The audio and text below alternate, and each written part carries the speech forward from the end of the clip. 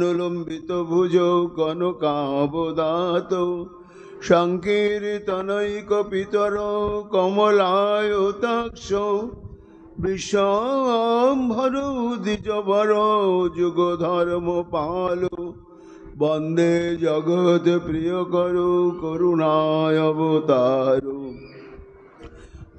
আনন্দ লীলাময় বিগ্রহায় হেমাভ দিব্য ছবি সুন্দরায় তস্মৈ মহাপ্রেম রস প্রদায় চৈতন্য চন্দ্রায় নমো নমস্তে নিরানন্দমিদং সর্বং প্রেমানন্দস্পদীকৃতং যেন তং সততং বন্দে নিত্যানন্দং জগদ্গুরুং শ্রী অদ্বৈত নমস্তুভ্যং কলিজন কৃপানিধে গৌর প্রেম প্রদানায় শ্রী সীতাপতয়ে নমো হ্লাদিনী স্বরূপায় গৌরাঙ্গ সুহৃদায় চ ভক্ত শক্তি প্রদানায় গদাধর নমস্তুতে প্রণমামি শ্রীবাসং তমাদ্যং পণ্ডিতং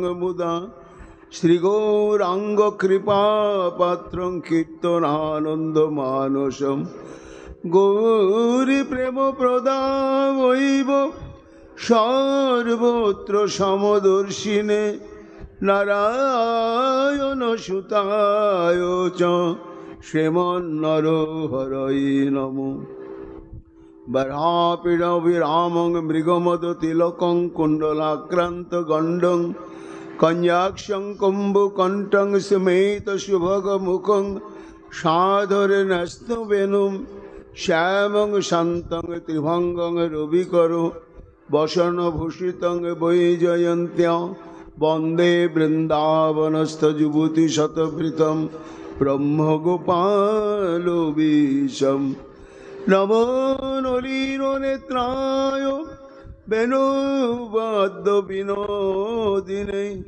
রাধাধর সুধাপানং শালিনে বনমালিনে হে কৃষ্ণ করুণা সিন্ধু দীনবন্ধু জগতে পতে গোপেশ গোপিকা কান্ত রাধাকান্ত নমস্তুতে মুখং করোতি বাচালং পঙ্গুং লঙ্ঘয়তে গিরিম যৎকৃপাতমং বন্দে পরমানন্দ মাধবম তপ্ত কাঞ্চন গৌরাঙ্গী রাধে বৃন্দাবনেশ্বরী বৃষভানুসুতে দেবী তাং নমামি হরি প্রিয়ে মহাভাব স্বরূপাতং কৃষ্ণ প্রিয়া বরিয়সী প্রেমী ভক্তি প্রদে দেবী রাধিকা তং নমাম্যহম বন্দে নন্দ ব্রজ স্ত্রীণাং পাদরেণুম অভিঘ্নস যশাং হরি কথোদ্গীতং পুনাতি ভুবনত্রয়ম আচতুর্বদন ব্রহ্মা দেবাহুর পরহুরি অভালোচন শম্ভুর ভগবান বদরায়ণী যাং প্রভজন্তমনুপেতমপেতকৃতং দ্বৈপায়ন বিরহ কাতরয়াজুহাব পুত্রেতি তন্ময়াতয়তরভয়োভিনেদুস্তং সর্বভূত হৃদয় মণিমানুতস্মি তমাদিদেবম করুণানিধানম তমালবর্ণম সুহিতাবতারম অপারো সংসার সমুদ্র সেতুং ভজামহে শ্রীভাগবত স্বরূপম বঞ্চাকল্পতরুভ্যশ্চ কৃপা সিন্ধুভ্যেব চ পতিতানাং পাবনেভ্যো বৈষ্ণবেভ্যো নমো নমো। জয় রূপ সনাতন ভট্ট রঘুনাথ শ্রীজীব গোপাল ভট্ট দাসের রঘুনাথ। ভক্তি ভরে বন্দি ছয় গোসাইয়ের চরণ যাহা হইতে বিঘ্ন নাশ অভীষ্ট পূরণ। জয় গৌর ভক্তবৃন্দ, গৌর যাদের প্রাণ, সবে মিলে দেহ মোরে নিতাই গৌর ভক্তি দান। নিতাই গৌর হরি বল, নিতাই গৌর হরি বল, নিতাই গৌর হরি বল, জয় জয় নিতাই গৌর হরি হরি বল। আহা বৃন্দাবনেশ্বরী,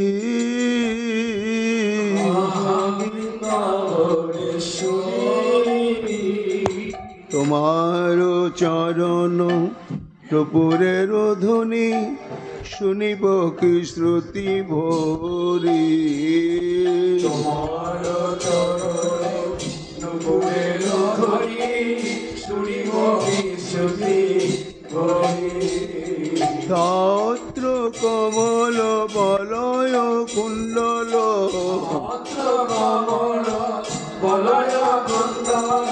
বেদে শঙ্খ চন্দ্র বলি,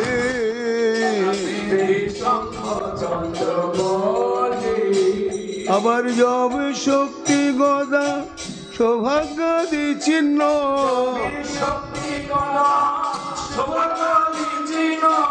হেরি বনয়ন ভরে, হেরি বনয়ন ভরে।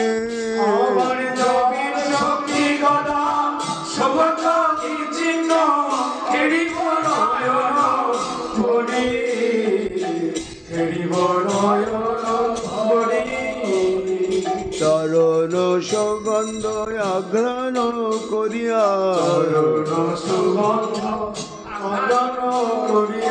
হইব কি অনুমত,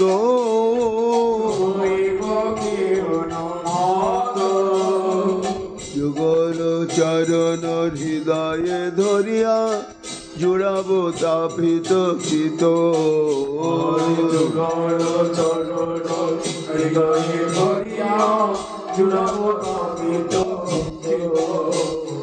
সুগন্ধি চলিলে অরুণ চরণ, কমল ধোয়াব ধীরে,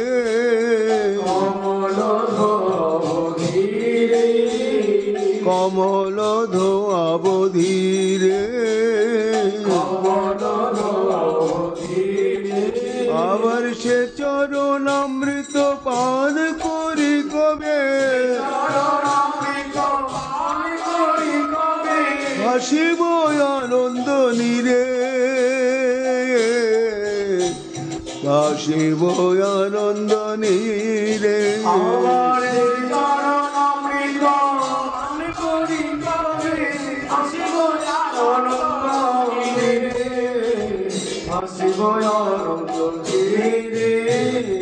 রাধে রাধে বলে তুয়া নামা বলে,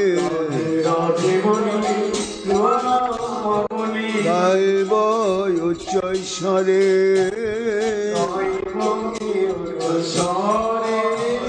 নামের সহিতে মোর পরাণ, যাবে তুয়া পদ তলে।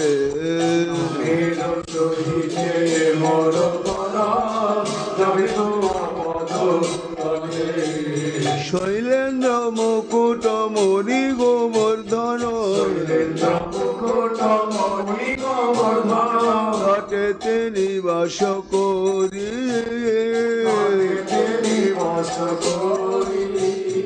কৃষ্ণদাস এই নিবেদন করে পূর্ণ করো প্রাণেশ্বরী।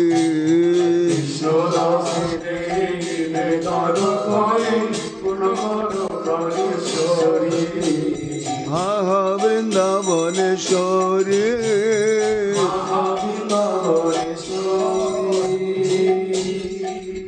রাধা রানী কি জয়। प्रेम भक्ति प्रदायिनी राधा रानी की जय। अपार करुणामयी राधा रानी की जय। जय श्री राधे श्याम। तादयातो माचिरंघोषं शुश्रूषद्दं पुतिंसति क्रंदन्ति वत्स्या बालाश्च तान पाययत दुच्छतो।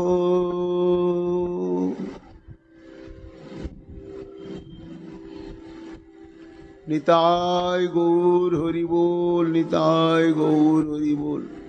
जय श्री जय महाप्रभु।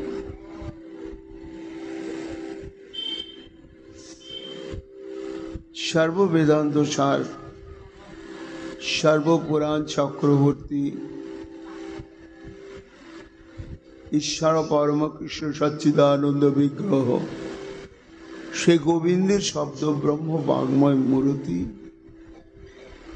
श्री श्रीमद् भागवत महापुराणेर दशम स्कंधे 29तम अध्याय द्वाविंशतितम श्लोके परमहंस चूड़ामणि श्रील सुखदेव गोस्वामी पाद सर्वलीला मुकुटमणि धाराबाहिक भावे आस्वादनेर संगे वर्णना करছেন एकनिष्ठ श्रोता प्राय उपवेशन व्रत ग्रहणकारी ब्रह्म शापग्रस्त महाराज परीक्षित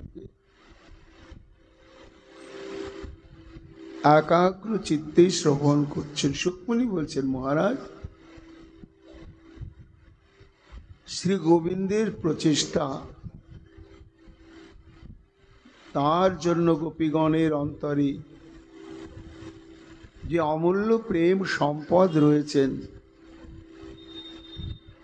सेई सुगुप्त सुसंरक्षित एवं अतीव दुर्गेय सेई प्रेम के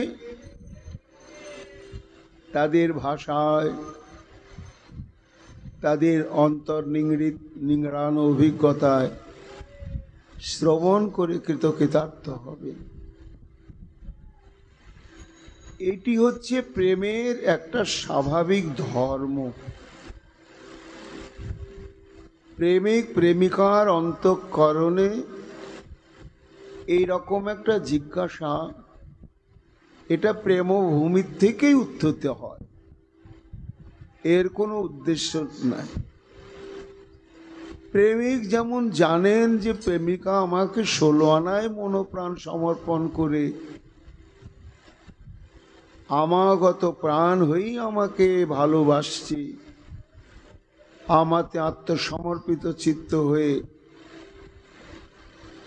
আমার सर्वात्मक प्रीतिविधान जार एकमात्र व्रत एवं प्रेमिकाओ जाने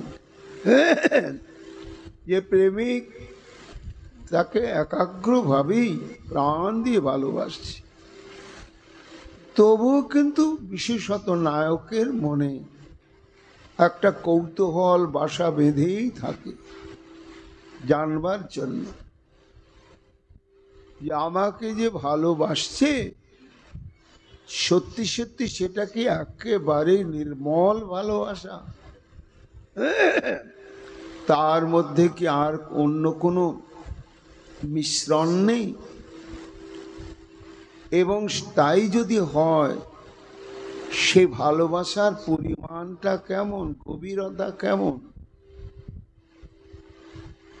এটি প্রেমিক সম্যকভাবে অনুভব করেন। তবু প্রেমিকার মুখে শ্রবণের জন্য একটা কৌতূহল বাসনা। তা এই যে প্রেম তত্ত্বের এই যে সমস্ত ভাবগুলো এ ভগবান এবং ভগবতী রাধারানী তাদের জীবনেও সক্রিয়।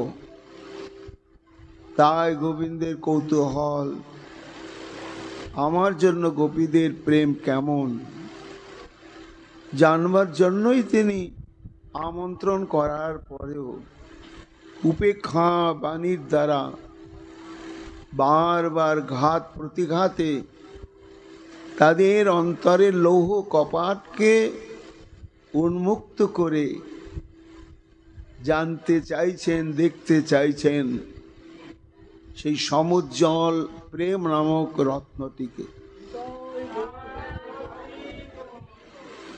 সুকমণি বলছেন, মহারাজ, গতকাল আমরা যে আলোচনা করেছি, শ্রী গোবিন্দ আমার গোপীগণকে বলছেন, ও তোমরা এত রাত্রে এইভাবে গৃহ পরিত্যাগ করে এই যমুনা পুলিন বনে আগমন করেছ কেন? তার তিনটি কারণ আমি অনুভব করেছি। একটি হচ্ছে শ্রীধাম বৃন্দাবনের অতীব দুর্লভ মনোরম শোভা, বনলতা গুল্ম তৃণ থেকে আরম্ভ করে সবই যেন কোন বিধাতা অনন্ত কোটি ব্রহ্মাণ্ডের মাধুর্যকে নিয়ে সে যেন ঢেলে দিয়ে বৃন্দাবনের প্রকৃতিকে সুসজ্জিত করেছে। তারপরে এই বৃন্দাবনের মধ্য গগনস্থিত শরৎকালীন পূর্ণিমা চন্দ্রের কি অদ্ভুত শোভা। আর তৃতীয় হচ্ছে এই বৃন্দাবনে প্রবাহিতা শ্রী যমুনার মাধুরী।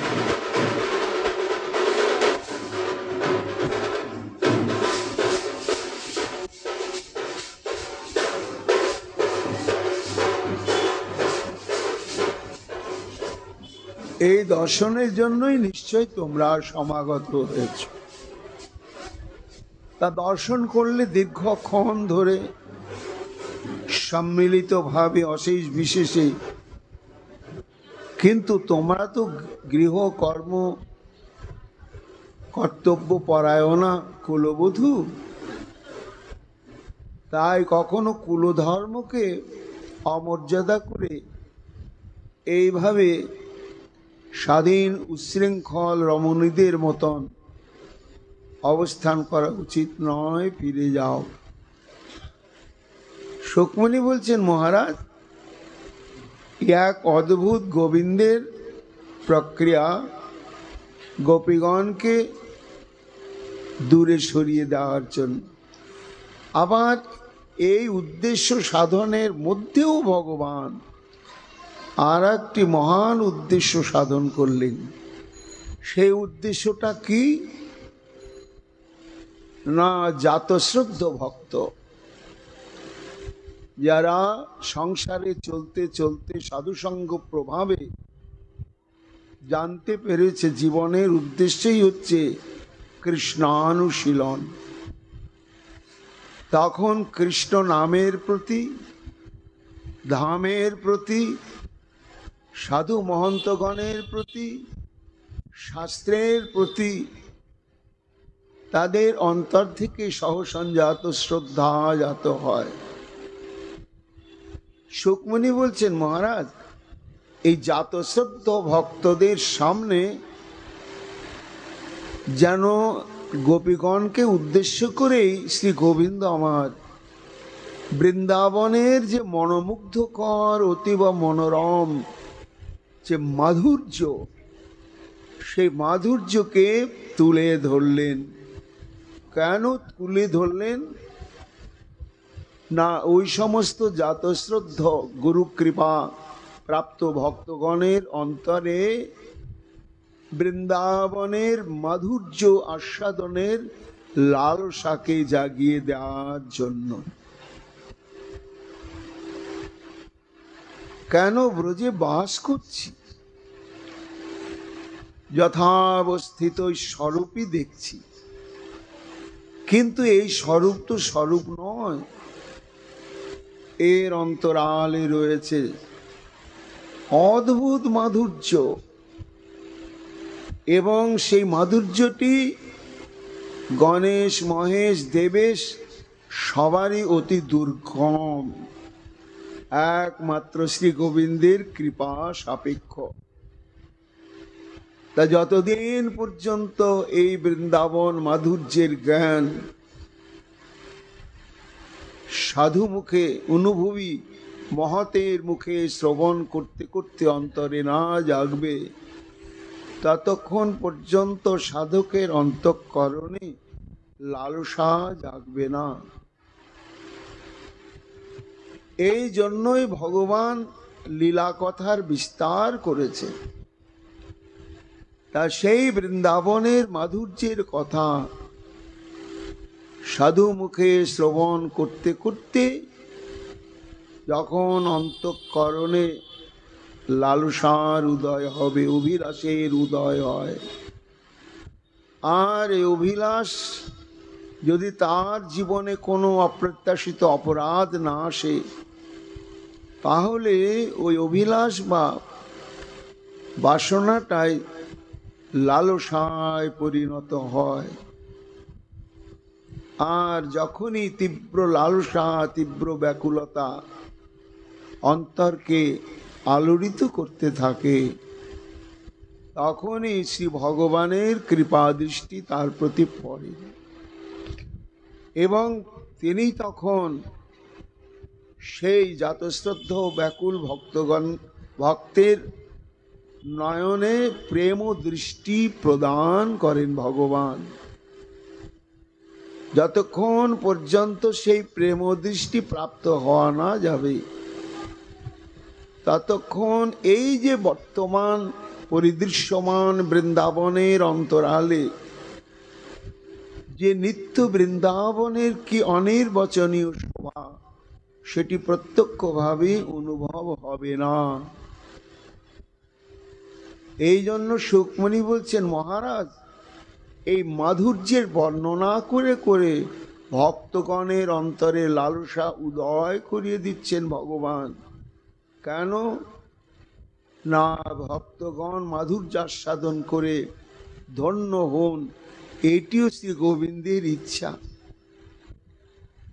ভক্ত যখন তীব্র লালসাতুর হবে, তখনই ভগবান কৃপা পরবশ হয়ে প্রেম দৃষ্টি প্রদান করবেন। তখন এই যথাবস্থিত ব্রজের মধ্যেই নিত্য বৃন্দাবনের যে মনোরম মাধুর্য, সেটি সম্যক উপলব্ধি হবে।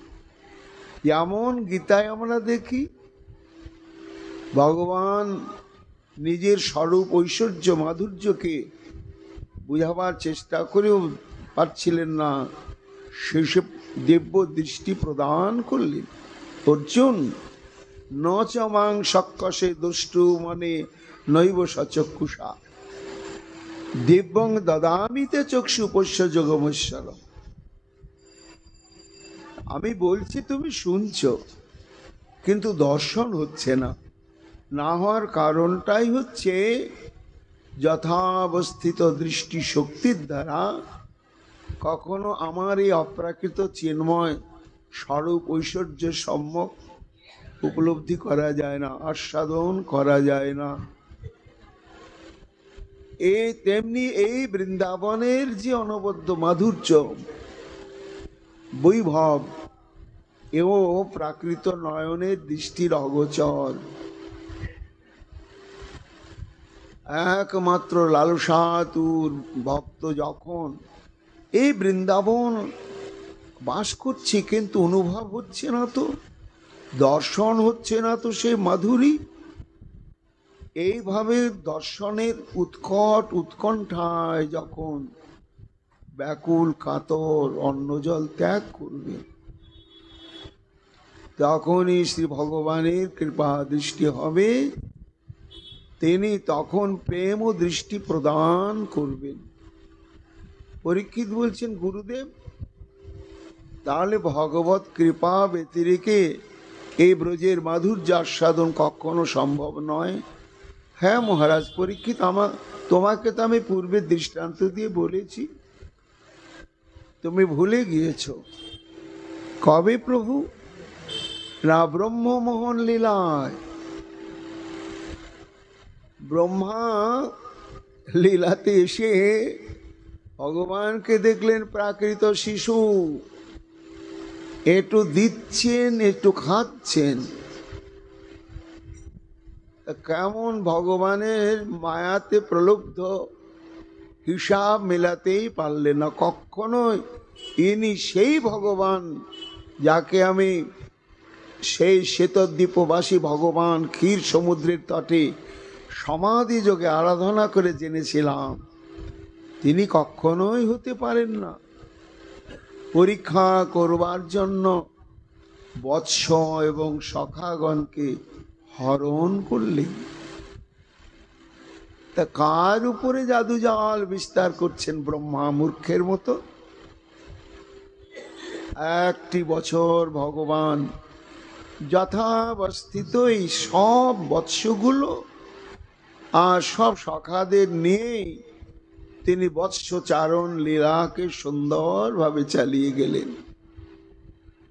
ব্রহ্মা দেখছেন হতবাক, একবার দৌড়ে গিয়ে দেখছেন যেখানে আমি যোগনিদ্রায় লুকিয়ে রেখেছি ওখান থেকে বোধহয় চলে এসেছে। তারপরে দেখছেন না না ওখানে ঠিকই আছে, তাহলে এরা কারা? তখন ব্রহ্মা ভাবছে, ও যাদেরকে আমি রেখেছি তা ছাড়াও কৃষ্ণের আরও বাছুর এবং সখা আছে মনে হয়, সেগুলোকে নিয়ে এসেছে। কিন্তু মিলাতে গিয়ে দেখছে না না না, আমি যে যে বর্ণের যে যে বয়সের যেমন আকৃতির বাছুর আর সখাদের লুকিয়ে রেখেছি ঠিক সেই সেই মতনই বাছুর, তাহলে তারাই তো। এটা কি করে সম্ভব, কি করে সম্ভব? মনের মধ্যে তখনই একটা উথাল পাতাল ভাব। হতে হতেই ভগবান ঐশ্বর্য প্রকাশ করলেন। কি দেখলেন তখন? না সখা বৎস নয়, তাদের অঙ্গ প্রত্যঙ্গের যে অলঙ্কার বস্ত্রাদি ক্ষুদ্র ঘণ্টিকার থেকে এবং বন্ধন রজ্জু থেকে যত কিছু দেখছেন প্রত্যেকে এক একটি করে বিষ্ণু অবতার। অনন্ত কোটি বিষ্ণু, অনন্ত কোটির জ্যোতিতে বৃন্দাবন যেমন এমন ভাবে ধারণাতীত ভাবে জ্যোতিপুঞ্জের দ্বারা ঝলকে ঝলকে দিব্য ভাব আনয়ন করেছে। ব্রহ্মা দেখতে দেখতে মাথা ঘুরে অচেতন হওয়ার উপক্রম হয়ে গেলেন। বুঝতেই পারলেন না ব্রজের পরিস্থিতি কি। অনিশোপি দ্রষ্টুং কিমিদমিতি বা মুহ্যতি সতি চচ্ছাদাজ জ্ঞাত্বা শপতি পরম অজাজ বনিকাম। বলেছিলাম মহারাজ পরীক্ষিত তোমাকে, যে ব্রহ্মজ্ঞান ঐশ্বর্য বুদ্ধি নিয়ে কখনো বৃন্দাবনের স্বরূপ ঐশ্বর্য মাধুর্যকে আস্বাদন করা যায় না।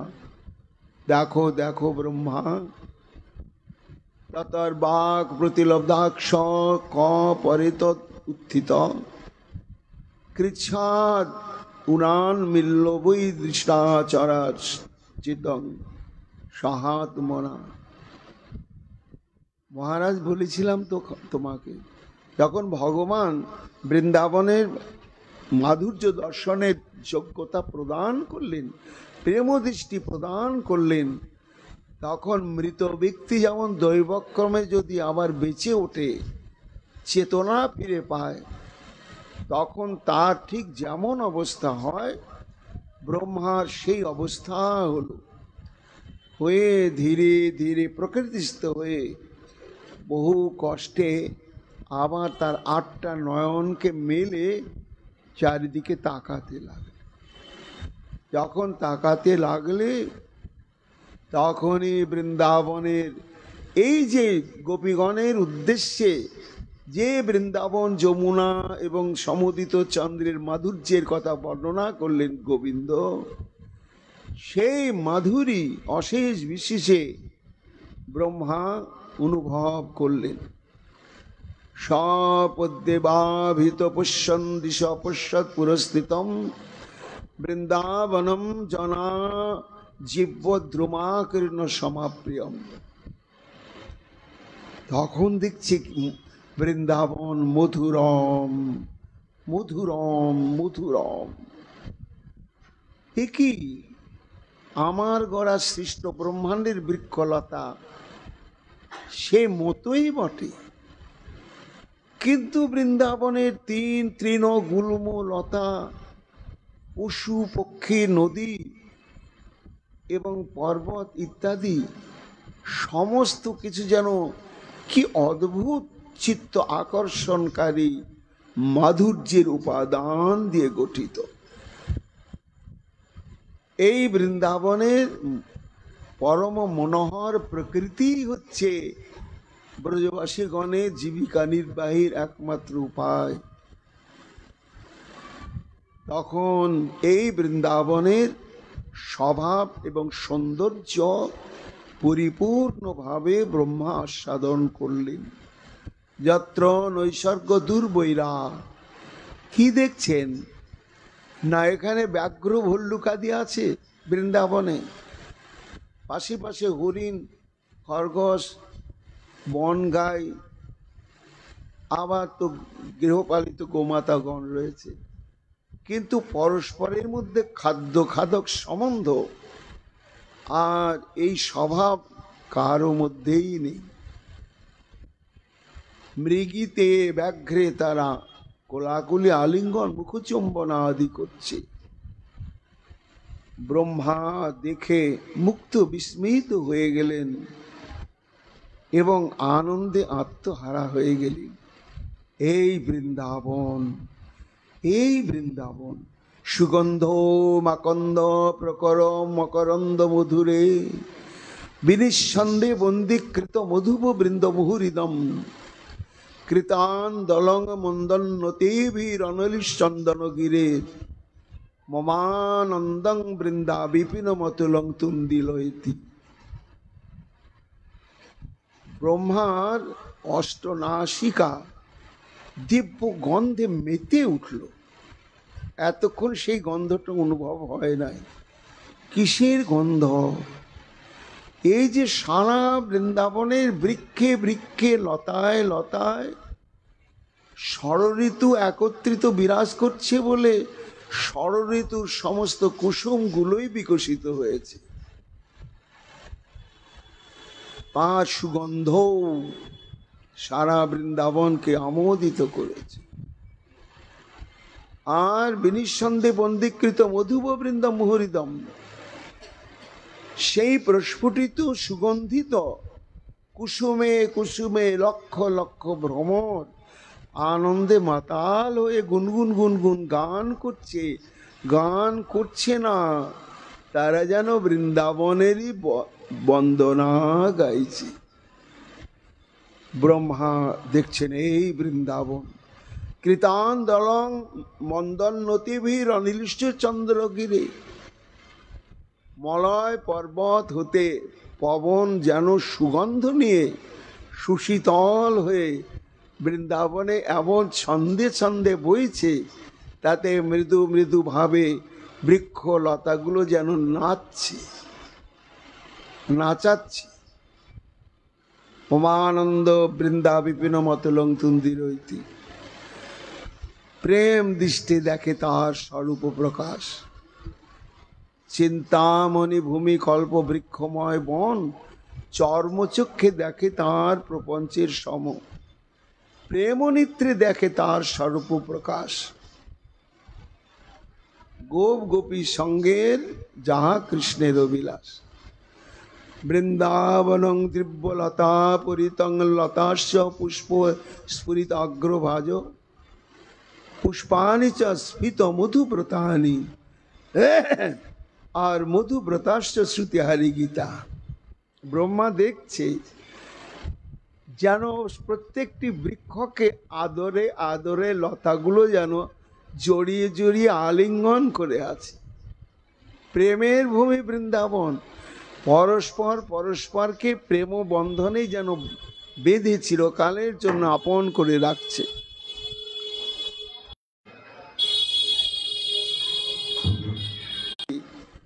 কি যে অদ্ভুত এক সঙ্গীতের মায়াজাল বিস্তার করেছে ব্রহ্মা এর বৃন্দাবন দেখলে। কিন্তু এই মাধুর্য এতক্ষণে আস্বাদন করছেন। কচিত অনিল ভঙ্গি শিশিরতা, মলয় পবন স্নিগ্ধ শীতল করে দিচ্ছে বৃন্দাবনের মধ্যে। আর কচিত বললি লাস্যং, কচিত অমলমল্লী পরিমল, লক্ষ লক্ষ কোটি কোটি বৃক্ষে মল্লিকা কুসুম প্রস্ফুটিত হয়ে তার গন্ধ নিয়ে সারা বৃন্দাবনকে মাতিয়ে দিচ্ছে পবন। কচিত ধারাশালী করক ফল পালি রসভর, আবার তার ফাঁকে ফাঁকে সমস্ত ডালিম গাছ, আর তাতে বিশাল বিশাল সুপক্ষ রাঙা রাঙা ডালিমগুলো ফলিত হয়ে ফেটে রস চুঁয়ে চুঁয়ে পড়ছে। কি বৃন্দাবনের মাধুর্য! ঋষিকানাং বৃন্দং প্রমোদয়তি বৃন্দাবনমিদম। শুকমুনি বলছেন, মহারাজ পরীক্ষিত, এই যে বৃন্দাবনের মাধুর্য, এটি গতকাল গোপীগণকে উপলক্ষ করে শ্রী গোবিন্দ আমার শরণাগত ভক্তগণের অন্তঃকরণে আস্বাদনের লালসা জাগিয়ে দেওয়ার জন্যই যেন একেবারে হৃদয় স্পর্শী করে বর্ণনা করলেন।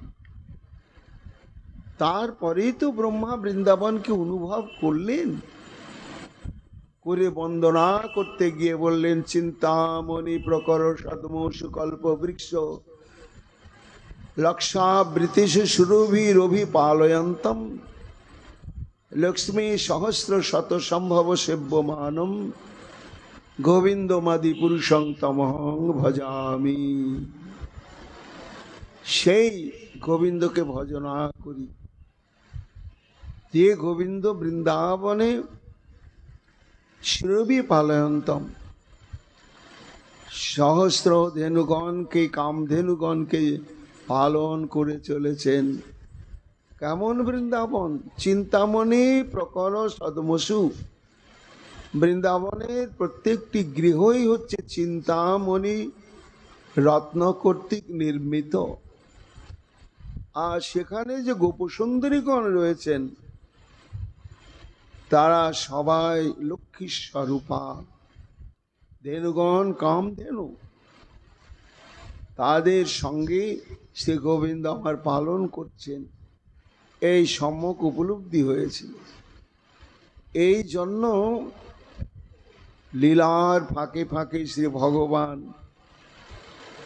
এই জাতরতী ভক্তের কথাও ভাবেন, যে তার বাসনা যে আমার এই বর্ণনা শুনে যদি একজনের অন্তরেও লালসা জাগে, তখনই সে এই প্রেমদৃষ্টি পাবার জন্য ব্যাকুল হবে।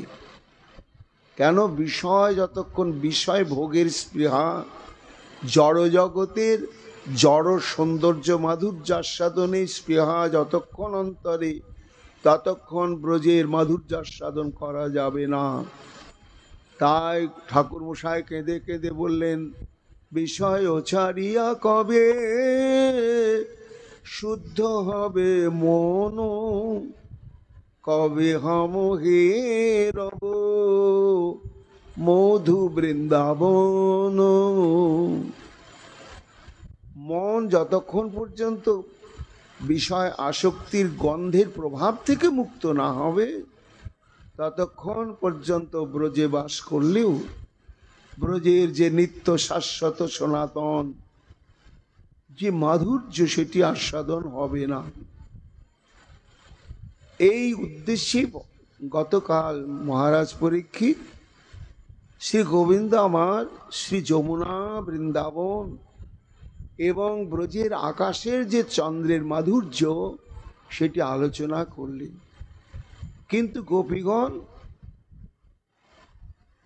তারা নীরব নিথর, গোবিন্দের চরণ প্রান্তে দৃষ্টিকে স্থির করে কিং কর্তব্য বিমূঢ়, তারা বুঝতে পারছে না যে গোবিন্দ কি সত্যি আমাদের উপেক্ষা করছেন, না উপেক্ষার বাক্য দিয়ে আমাদের সঙ্গে একটু মজাক করছেন, কৌতুক করছেন। আসলে তিনি আমাদেরকে একান্তভাবেই চাইছেন। এই কোনটা যে ঠিক আর কোনটা যে ঠিক নয়, একেবারে দোলাচল চিত্তবৃত্তির সংশয়ে ডুবে তারা তখন গোবিন্দের চরণেই দৃষ্টিকে স্থির করে চুপচাপ থাকলেন। শ্রী গোবিন্দ মনে মনে ভাবলেন, আহা, তাদের আগমনের কারণ এবং ফিরে যাওয়াটাই উচিত, এটা যে আমি যথেষ্টভাবে বুঝাবার চেষ্টা করলাম, তবুও এরা মুখে কিছু বলছে না, কিন্তু যাচ্ছেও না। আর আমি তো চাইছি যাক যাক। দেখো, তোমরা তো দেখলে অনেকক্ষণ শোভা, এই জন্য কুলধর্ম বিসর্জন দিয়ে আর এখানে বিলম্ব করা উচিত নয়, চলে যাওয়াই উচিত। গোবিন্দ বললেন। রুক্মিণী বলছেন, মহারাজ গোবিন্দ বললে কি হবে, এখানে একটা তত্ত্বের বিচার আছে। তারা এসেছেন কোথায়, না শ্রী গোবিন্দের চরণ প্রান্তে। সেই চরণ প্রান্তের বৈশিষ্ট্য কি, না এটি হচ্ছে অনন্ত কোটি ব্রহ্মাণ্ডের অনন্ত কোটি জীবের একমাত্র চরম পরম গন্তব্যস্থল। এটি গন্তব্যস্থল। এই গন্তব্যস্থলে পৌঁছালে আর কোথাও যাওয়ার প্রয়োজন থাকে না।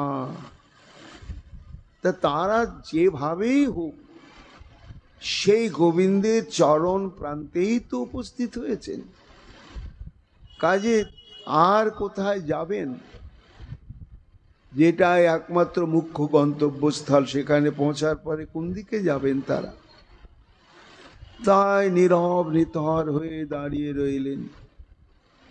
এবার ভক্তের প্রেম বিবর্ধন চতুর শিরোমণি আমার শ্রী গোবিন্দ চিন্তা করলেন, যে শোভা দেখার কথা বলে তো আমি ফিরাতে পারলাম না, তাহলে এদেরকে জাতিগত জীবিকা কর্মের প্রতি দৃষ্টি আকর্ষণ করে এদেরকে পাঠানোর চিন্তা করি। কেন না, জাতিগতভাবে বিশেষ করে রমণীগণের একটা কর্তব্য কর্মের আসক্তি থাকে।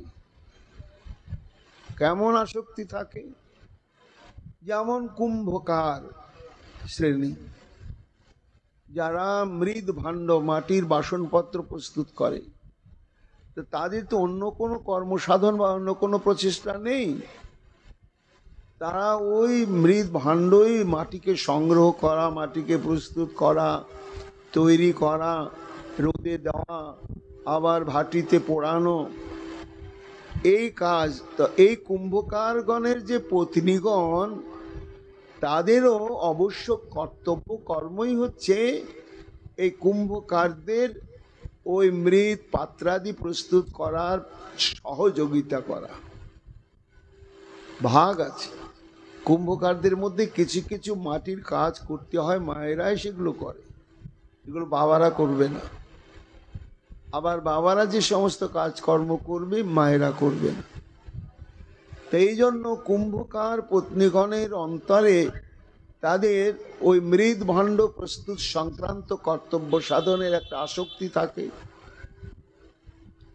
তেমনি ব্রাহ্মণ পত্নী যারা, তাদের আসক্তি থাকে ঘরে পুজো পার্বণ, নৈবেদ্য সাজানো, আলপনা দেয়া, ফুল তুলসী সাজানো, চন্দন ঘষা ইত্যাদি ইত্যাদি যাগ যজ্ঞ পুজো পাঠ কর্মের যে আনুষঙ্গিক কাজ রয়েছে, সে সমস্ত বিষয়ে ব্রাহ্মণ পত্নীগণের একটা আসক্তি থাকে, কর্তব্য জ্ঞান থাকে এবং তৎপরতা থাকে।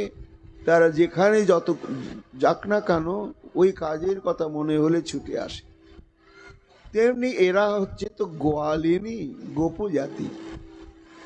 কাজে এদের কাজ সর্বক্ষণ এরা ব্যস্ত থাকে গোদহন, দুগ্ধ আবর্তন, দধি মন্থন ইত্যাদি ইত্যাদি নানা প্রকার গোপালন জনিত এবং দধি দুগ্ধ সংক্রান্ত কর্মই হচ্ছে এদের প্রধান কর্তব্য। আর এরা গোপজাতি, আর এতেই এদের আসক্তি রয়েছে। এদেরকে একটা মাটির পাত্র বানাতে বললে পারবে না। গোবিন্দ দেখলেন জন্মসূত্রে কর্মসূত্রে এরা গোপজাতি, তো এই কর্তব্যটা এদের জীবনের মুখ্য, কিন্তু সেটাকে অবহেলা করে চলে এসেছে। কাজেই হয়তো ব্রজের শোভা দেখতে দেখতে ওই কর্তব্যের কথা ভুলেই গেছে। তাই একবার আমি মনে করিয়ে দিই, তাই তজ্জাত মাচিরং ঘোষম, হে গোপীগণ, অতএব তোমরা অনেকক্ষণ দর্শন করলে শোভা, এখন যাও এবং শীঘ্র যাও। কোথায়? ঘোষম। ঘোষম পাঠান্তর আছে, রাধা বিনোদ গোস্বামী পাদের ভাগবতে ঘোষম শব্দটি রয়েছে, আর গৌরী মঠ ইত্যাদি গ্রন্থে গোষ্ঠং শব্দটি রয়েছে, কিন্তু তাৎপর্য গিয়ে একই দাঁড়ায়। তাই যে তজ্জাত মাচিরং ঘোষম, সুকমণি ঘোষম শব্দটা বললেন কেন? ঘোষম মানে হচ্ছে গোপাবাস, মানে গোশালা। তার নাম ঘোষং বলা হচ্ছে কেন না? টিকাকার বলছেন সদুচ্চৈর গীত দধি মন্থন গবাদি শব্দের ঘোষ ইতি শব্দায়ত ইতি ঘোষ। সেখানে দিন রাত শব্দ হতেই আছে। কিসের শব্দ? গাভী দহনের শব্দ, বাছুরগুলো এবং গোমাতাগণ বা ষণ্ডগণ মাঝে মাঝে হাম্বা হাম্বা রব করছে তার শব্দ। তারপরে গোপগণ যে গাভী দহন করছেন, আর একটা ভার নিয়ে এসো, এই বাছুরটা ছেড়ে দাও, ওই গাইটাকে নিয়ে আসো। শত শত গোয়ালারা অনর্গল কথা বলা বলি করছে, তাদের একটা শব্দ গাভী দহনের শব্দ, আবার বৎস গোমাতাগণের হাম্বা রবির শব্দ। তার সঙ্গে সঙ্গে আবার গোপমাইরাও সেখানে তারা অদ্ভুতভাবে স্বজাতি স্বভাব নিয়ে তারা গান করে, কৃষ্ণ গুণগান করে। এই জন্য যে আবাসটি কৃষ্ণ গুণগান গাভী বৎসের রবে গোদহনের শব্দে মুখরিত ঘোষিত, সেই জন্য সেটাকে ঘোষম বলা হয়। অর্থাৎ সুকমণি বলছেন, মহারাজ এই ঘোষং শব্দটা ব্যবহার করে গোবিন্দ গোপীগণের স্মৃতিতে জাগিয়ে দিলেন যে তোমরা গোয়ালিনী, আর তোমাদের এটাই মুখ্য কর্তব্য। অন্য জায়গায় তোমাদেরকে শোয়ার ঘরে যেতে বলছি না, ওই গোপা বাসেই যেতে বলছি। কেন? কারণ সেখানে দিন রাত নানা প্রকার গোদহন থেকে বিভিন্ন কর্মই থাকে। এই জন্য তোমরা দেরি করো না, শীঘ্র তোমরা সেখানেই যাও। গোপীগণ শুনছেন আর ভাবছেন, দেখ দেখ, আমরা তো ভালোই ছিলাম ভাই, জাতিগত কর্তব্য নিয়ে তো ডুবেই ছিলাম। আমরা জানতামও না যে প্রেম বলে জগতে কিছু আছে। ওটাকেই ধর্ম কর্ম ইহকাল পরকাল ভেবেই তো আমরা নিশ্চিন্তে ছিলাম। কিন্তু ওহে চতুর্শিরোমণি, তুমি আমাদের সেই কর্তব্য সাধনে থাকতে দিলে কই? এমন তুমি বাঁশিটা বাজিয়ে দিলে, কি বলবো, হায় হায়। নিবি খসায় পতি আগে, আর গৃহকর্ম করাই ত্যাগে। কার সাধ্য আছে শাম?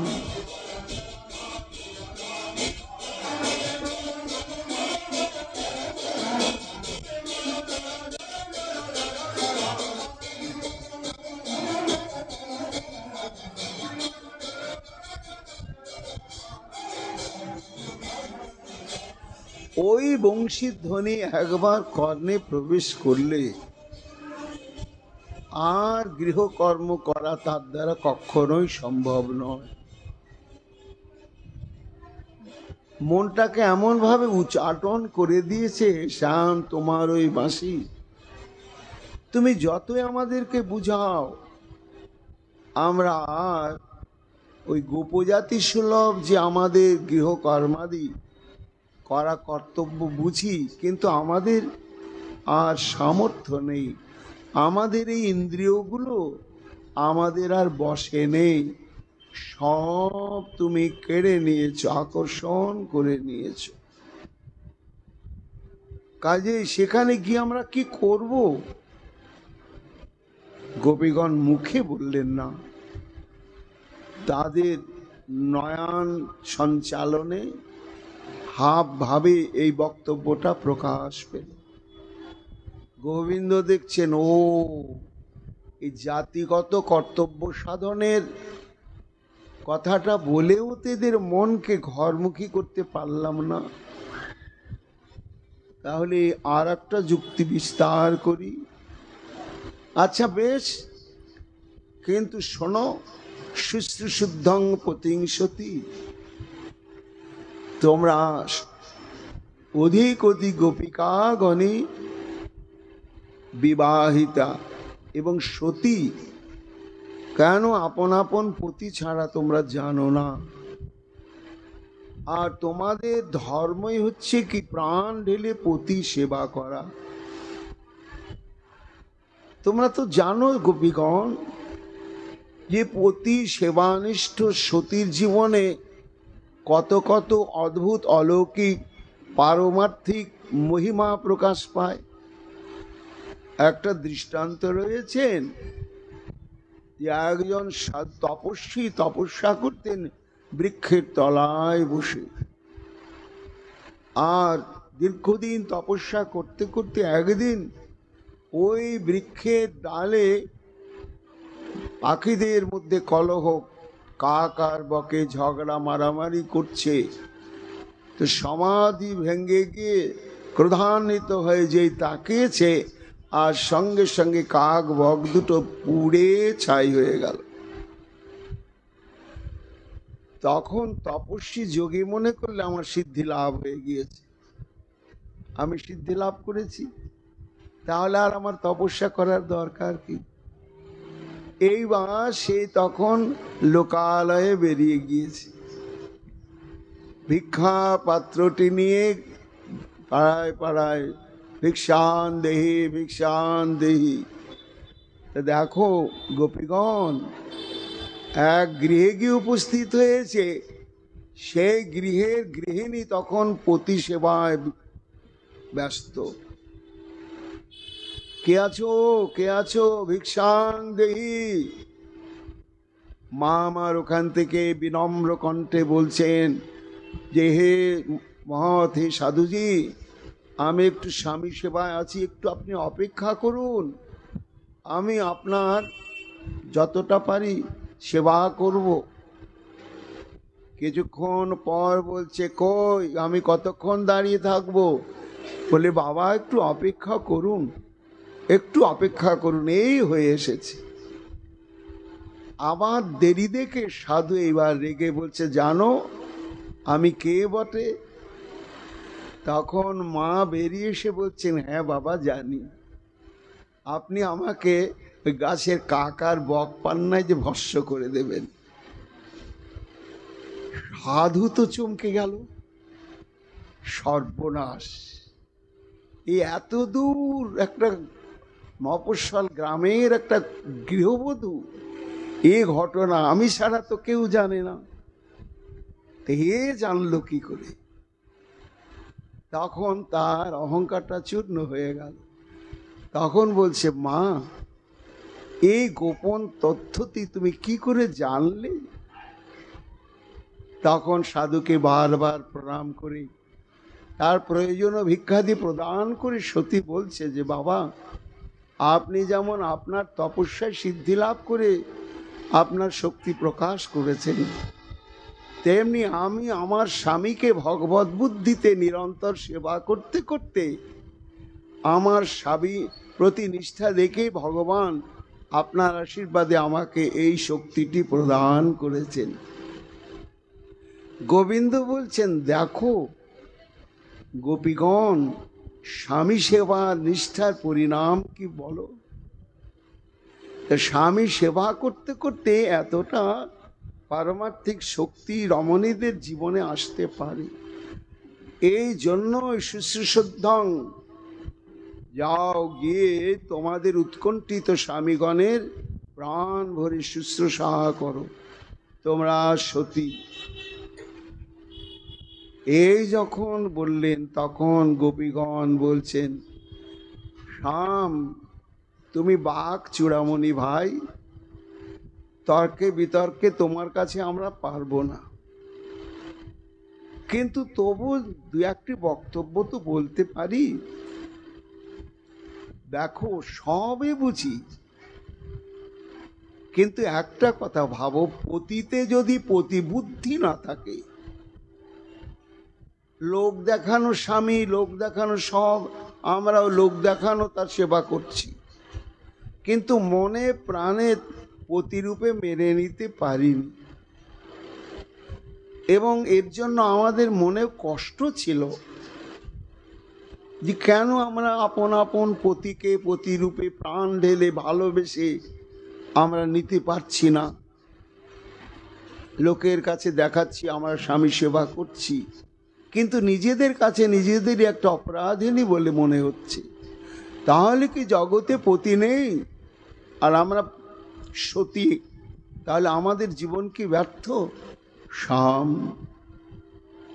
তোমার নাম শুনলাম প্রথম, নাম শুনেই তখন ভাবলাম যে এই নামের যদি কেউ থেকে থাকে তাহলে সেই আমাদের পতি। তারপরে তোমার দর্শন সৌভাগ্য প্রাপ্ত হলাম শ্যাম। তা যখন তোমার দর্শন সৌভাগ্য প্রাপ্ত হলাম তখন মনটা আমাদের অবাধ্য হয়ে গেল, জানো? মন অবাধ্য হয়ে গিয়ে মন প্রাণ আত্মা তোমাকেই পরমপতি রূপে বরণ করে নিলে। তা সেই যে তোমাকে পরমপতি রূপে বরণ করে নিল, আমরা সেই দিন থেকে অভিনয় করে যেন গৃহপতির সেবা করে যাচ্ছিলাম সমাজে শৃঙ্খলা রক্ষার জন্য। কিন্তু পরমপতি তুমি যখন প্রেম মাখা বংশীধ্বনিতে ডাকলে, আর অভিনয়ের জীবনে কতক্ষণ আমরা থাকবো মিথ্যা অভিনয় বলো? এই জন্যই আমাদের মন তোমাকে ছাড়া আর অন্য পতিকে জানে না। তাই আমরা, তুমি আমাদের পরমপতি, তুমি ছাড়া অনিত্য পতিকে আমরা আর সেবা করতেও পারবো না, আর সেখানে যেতেও পারবো না। তাতে যদি তোমার এই চরণ প্রান্তে সেবা সৌভাগ্য না পাই, তোমার নাম বলতে বলতে এই দেহটা ত্যাগ করব, তবু তোমার চরণ ছেড়ে আমরা যাব না। গোবিন্দ দেখলেন, ও হু হু, এই পতিনিষ্ঠার কথা বলেও তো এদেরকে ঘরমুখ করতে পারলাম না, তাহলে আর একবার চেষ্টা করে দেখি। তখন তৃতীয় উপায় অবলম্বন করলেন শ্রী গোবিন্দ, আমার চতুর্শিরোমণি। দেখছেন এরা তো রমণী প্রকৃতি, মাতৃজাতি, এদের ভিতরে একটা বাৎসল্য ভাবের দুর্বলতা আছে, স্বাভাবিকভাবে থাকেই। গোবিন্দ ভাবছেন এই উদ্দেশ্যের কথা তুলে ধরলে এরা নিশ্চয় ফিরে যাবে। আচ্ছা শোনো, শুধু তোমরা যে গোপজাতি, তোমাদের ওই সমস্ত কর্মের আসক্তি নয়, পতি সেবাও নয়। ক্রন্দন্তি বৎসা বালাস্য তান পায়ত দুচ্ছত। চিন্তা করো, আমিও যেন শুনতে পাচ্ছি, তোমাদের সমস্ত শিশুরা কাঁদছে, ক্ষুধার্ত হয়ে কাঁদছে, ব্যাকুল হয়ে কাঁদছে। তারপরে ছোট ছোট যে সমস্ত বাছুরগুলো, তারাও দীর্ঘক্ষণ গোমাতাগণের স্তনপানে ভাগ্য না পেয়ে তারাও কাতর হয়ে হাম্বা হাম্বা করছে। আর এই দায়িত্বটা তোমরাই পালন করে থাকো গোপীগণ, আমি ভালোভাবেই জানি। সেই জন্য যাক, পতিকে তোমরা প্রতিরূপে ঠিকভাবে নিতে পারো না পারো সেটা আমার কথা নয়, কিন্তু একবার ভেবে দেখো, ওই সমস্ত ক্রন্দনরতা শিশুগণ ক্ষুধায় কাতর হয়ে কাঁদছে, বাছুরগুলো হাম্বা হাম্বা রব করছে দুগ্ধ পানের কাতর হয়ে। ফিরে যাও তোমরা ঘরে। গোবিন্দ আমার শেষ এই উপেক্ষা বাণী বললেন। তখন গোপীগণ কাতর দৃষ্টিতে গোবিন্দের দিকে তাকালেন, এমন ভাবে তাকালেন যে তাদের ওই বিস্ফারিত নয়নগুলো যেন কথা বলছেন। কি কথা বলছেন? বলে, শ্যাম, জগতের শ্রেষ্ঠ কর্তব্যই তোমার সেবা। তোমার সেবা কর্তব্য সাধন না করে এই ব্রহ্মাণ্ডের যত সৎকর্ম কর্তব্য রয়েছে, যত কর্মই সাধন করুক না কেন, এহ বাহ্য আগে কহ আর। কিন্তু জেনে গোবিন্দ সেবা কর্মের সৌভাগ্য প্রাপ্ত হয়েছেন এবং গোবিন্দ সেবা কর্মে যিনি মন প্রাণ আত্মা সর্বেন্দ্রিয় কায় মন বাক্য নিযুক্ত করে ফেলেছেন, তার আর অন্য কোনো কর্তব্য সাধনের প্রয়োজন নাই, প্রয়োজন নেই। ভগবান তো বলেছেন, সর্বধর্মান পরিত্যজ্য মামেকং শরণং ব্রজ। এই সর্বধর্ম বলতে বর্ণ ধর্ম তো আশ্রম ধর্ম, এই ধর্মকে ত্যাগ করতেই বলছেন। তার সঙ্গে সঙ্গে জাতিগত, ভাষাগত, দেশগত, স্থান কালগত, তারপরে আছে ইন্দ্রিয়ের ধর্ম। এই যে পঞ্চ কর্মেন্দ্রিয়, পঞ্চ জ্ঞানেন্দ্রিয়, এদের আপন আপন ধর্ম আছে, মনের ধর্ম আছে। সমস্ত ধর্মকে বিসর্জন দিয়ে একটাই কর্তব্য সাধন, সেটি হচ্ছে গোবিন্দের সেবা। এছাড়া আর কোনো কর্তব্য নেই। কাজেই শ্যাম, আমরা ওই একটা কর্তব্যকেই জীবনের কর্তব্য বলে মেনে নিতে পেরেছি। আর তুমি যতই কর্তব্য সাধনের কথা আমাদেরকে বলো, ক্ষমা করো, আমাদের দ্বারা সম্ভব হবে না। তাতে যদি তোমার সেবা থেকে বঞ্চিত হতে হয়, এ জন্মটা, এই জীবনটা তোমার চন্দ্রবদন দর্শন করতে করতে, তোমার এই বৃন্দাবনে, তোমার এই চরণ প্রান্তে আমরা হা কৃষ্ণ গোবিন্দ বলতে বলতে এ দেহকে ত্যাগ করব। তবুও তোমার চরণ সেবা কর্তব্য কর্ম ত্যাগ করে আমরা আর কোনো কর্তব্যই সাধনে যাব না। এই বলে গোপীগণ আবার নীরব নিথর হয়ে গোবিন্দের চরণ প্রান্তেই চেয়ে রইলে। গোবিন্দ ভাবছেন, আহা, আসল কথা তো আমি বলিনি, আসল কথা তো আমি এদেরকে চাইছি, এদের সঙ্গ লালসা আমার অন্তরে রয়েছে। তাই প্রার্থনা ভঙ্গিময় মন্তব্যটি প্রকাশ করলেন, এ প্রার্থনা মোরো রাখো, কিছুক্ষণ হেতা থাকো, অচিরাত নাহি যাও ফিরি, পতি সেবায় কিবা কাজ, সতী ধর্মে পড়ুক বাজ, আত্মসুখ মানো তুচ্ছ করি। বালকাদি যারা আছে তাদের ভাবিও পাছে, তারা সুখে আছয়ে নিশ্চয়। হেন নিশি না আসিবে, হেন সুযোগ না পাইবে, কুটিনাটি ছাড়ো সমুদয়। এই বনে সারা রাতি মোর সনে প্রেমে মাতি, বিহরহ ওগু প্রিয়াগণ, মোর সেবায় ধর্মসার, আর সব যাওক সার খার, ইথে নাহি করো অন্য মন। গোবিন্দের যে প্রাণের কথা গোপীগণের প্রতি, সেটি বললেন, কিন্তু বললেন বটে, তার আগে উপেক্ষা বাণী বলে তাদেরকে জর্জরিত করে দিয়েছেন। সে জর্জরিত প্রাণেতে গোবিন্দের প্রার্থনাময় বাণীটি আর সঞ্জীবিত ভাবে অনুভব হলো না গোপিকাগণের। তারা তখন ওইভাবেই নীরব নিথর হয়ে গোবিন্দের চরণ প্রান্তি দৃষ্টিকে স্থির করে নীরবে নয়নের জল বিসর্জন করতে লাগলেন।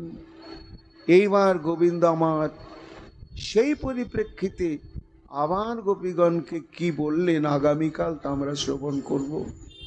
এখনকার মতো ভাগবতী কথা এখানেই বিশ্রাম লাভ করছে।